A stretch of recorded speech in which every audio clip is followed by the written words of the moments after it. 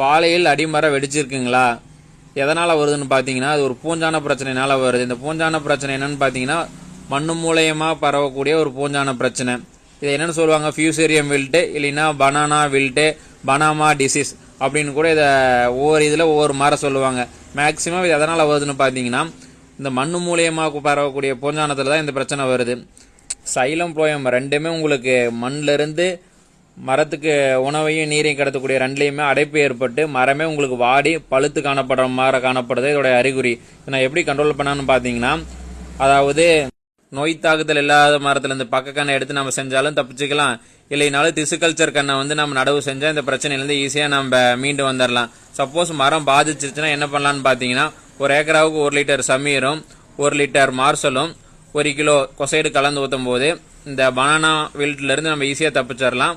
மேலும் தகவலுக்கு வேளாண் நண்பன் யூடியூப் சேனலை சப்ஸ்கிரைப் செய்து கொள்ளுங்கள்.